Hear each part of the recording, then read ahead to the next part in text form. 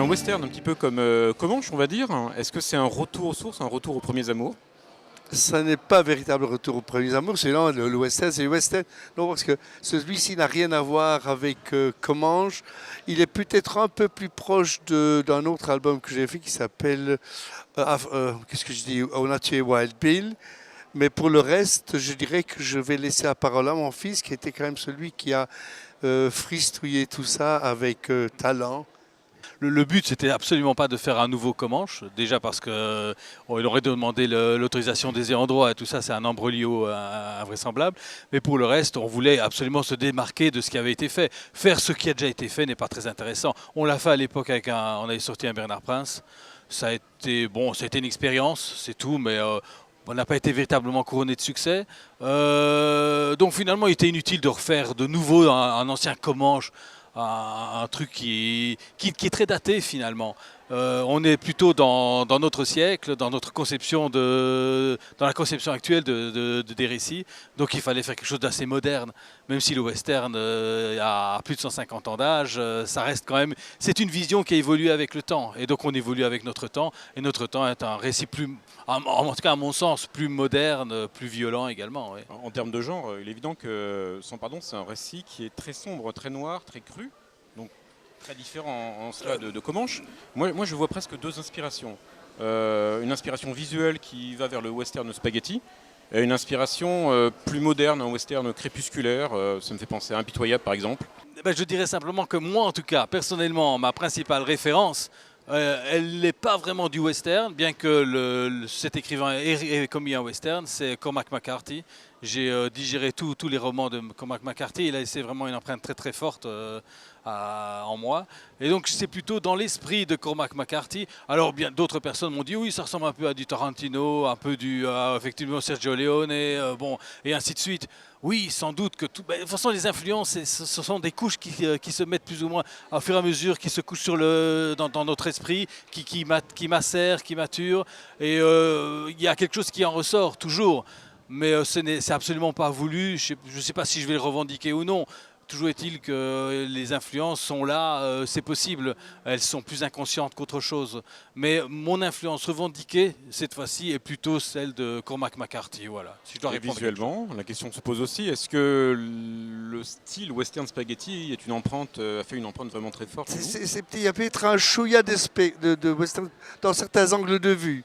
Parce que c'est la seule chose que j'ai retenue. J'ai beaucoup aimé les westerns de Sergio Leone, mais je veux dire, mais en les prenant pour ce qu'ils sont, et pas du tout pour un reflet du western.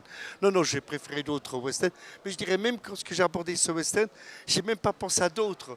J'ai voulu raconter une histoire dure, de gens qui sont durs, de gens c'est la pauvreté, c'est quand même c'est pas drôle de vivre à cette époque-là. Donc, on n'a pas beaucoup de place pour le sentiment, la sensibilité, l'amour. C'est pas... On n'y pense même pas. Donc j'ai voulu, somme toute, m'adapter à ce terrain. Donc nous jouons que sur la crudité, comme vous disiez. Et puis voilà, c'est ce que ça donne, sans illusion. Inespérément, il y a une tristesse finale. Vous savez, ça arrive dans la vie. Hein. On ne peut pas toujours avoir une fin drôle. Hein. Et j'aime bien Vous aimez les fins tristes, oui, les oui. fins... Ah oui, fins, j'aime l'horreur. J'adore ça. Alors, il y a quand même un sentiment qui est central, c'est la relation père-fils. C'est d'autant plus intéressant que vous êtes vous-même dans un duo père-fils entre dessinateur et scénariste. Est-ce que c'est... J'ai presque vu ça comme une déclaration d'amour, quoi, du fils vers le père, ou une recherche. Dans son cas, je me demande si c'est... Je ne crois pas que ce que vous dites est complètement faux, mais je ne sais pas à quel point c'est vrai. Parce que... Je peux répondre. C'est-à-dire que jadis, quand on a commis notre première collaboration ensemble, c'était il y a plus de 15 ans, c'était sur Lien de sang. Alors là, effectivement, j'avais voulu mettre en image la relation père-fils, de manière totalement fictive, bien entendu. Donc, en illustrant quelque part notre collaboration à nous. Donc une collaboration verticale où moi j'occuperais la position inférieure, vous voyez. Donc je garderais vers le haut.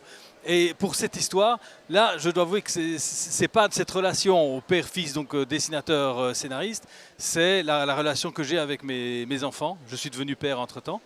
Et c'est plutôt une relation verticale où moi je regarde vers le bas, vers mes enfants, vers l'avenir de mes enfants, la responsabilité de père.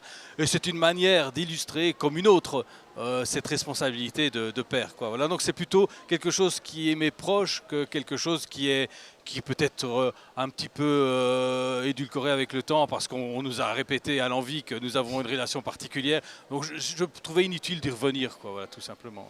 Alors, le récit prend place dans le Wyoming, qui est l'endroit où se trouvait quand même la série Comanche. Est-ce que c'est un retour intéressant, différent de ce que vous avez pu vivre à l'époque?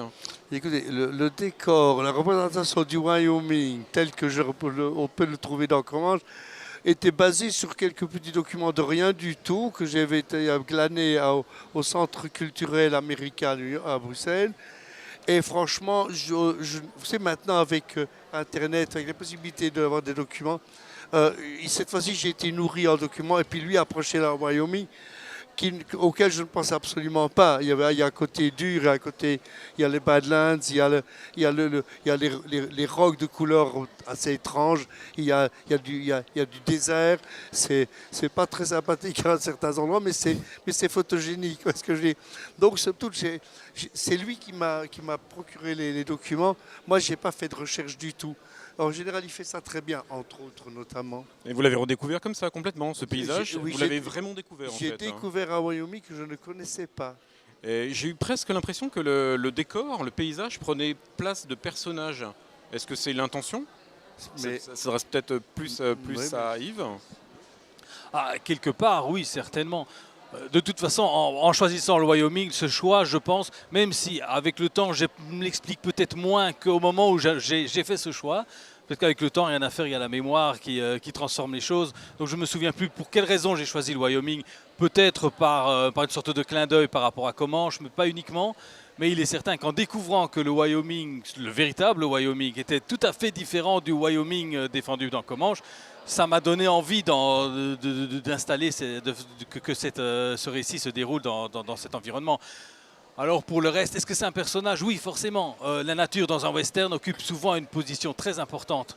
Donc en faire un personnage, oui, par la force des choses, cette âpreté qui ressemble quelque part à l'état psychologique des personnages, oui, certainement, évidemment, bien sûr. Et en plus graphiquement, c'est très beau. Ouais. Et je sais que mon père aime qu'on lui propose quand même des environnements qui lui permettent d'utiliser sa palette graphique, enfin, ainsi de suite. Donc, je faisais d'une pierre deux coups, voilà, tout simplement. Une dernière question pour finir, plutôt graphique, donc plutôt pour Herman. C'est un one-shot, comme vos dernières publications. Oui. Et oui. c'est un one-shot en couleur directe. Est-ce que c'est une façon de replonger dans le plaisir de la peinture, par exemple? Et oui, le fait est que je ne me prends pas pour un peintre, je suis illustrateur je dirais, mais pas plus loin. Non, je suis incapable de faire de la véritable peinture. Faire la véritable peinture en bande dessinée, ce n'est pas ça qui convient. Non, mais j'ai un problème tellement viscéral pour exprimer tout ce qui est la nature, les tempêtes, toutes les manifestations violentes de la nature aussi.